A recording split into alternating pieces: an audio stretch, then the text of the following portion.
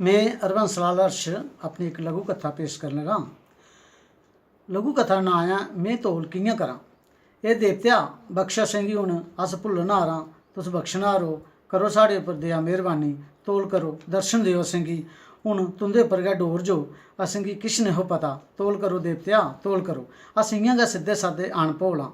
जिस मुड़े दा बकरा लगना हा ओहदी मां ते बाकी होर भी उस बकरे अग्गै हत्थ बन्नियै पले पले इयै आख्या करदे हे ते नक्क कसेड़ा करदे हे ते चुरवाली छड्डी ही।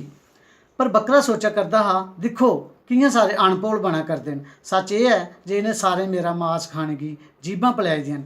मिगी देवता बशक्क आख्या करदे न पर असल च है तां में इक बकरा गां। मिगी अपनी जिंद फंडदे गै जुस्सी एह् लोग बिजना आखदे न इंदे बिच्चा गै मिगी कुसै ने रस्सा पाइयै दूर नवेकली थाह्र लेई जाना ऐ।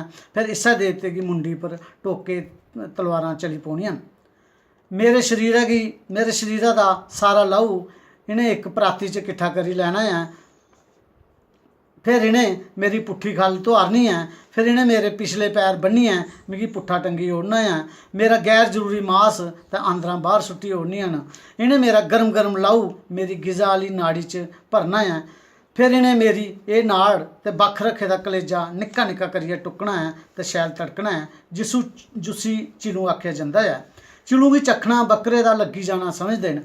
इन्नी क्रूरता कोई बैरी दुश्मना कन्नै भी नहीं करै। इन्ना जुल्म ते साढ़े उपर मुगल बादशाह भी नहीं करदे।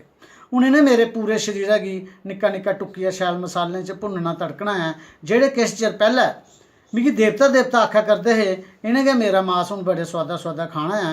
मिगी पता है जे जिसलै भी में अपनी जिद फंडी उसलै गै मेरी शामत आई जानी है। मिम्मी चाहना जे मिम्मी 4 घड़ियां जी लैं उसलै गै थोड़े चिरै बाद च मेरी मुंडी मछोई जानी है। फिर दस्सो मैं तोल कियां करां, मैं तोल कियां करां, मैं तोल कियां करां।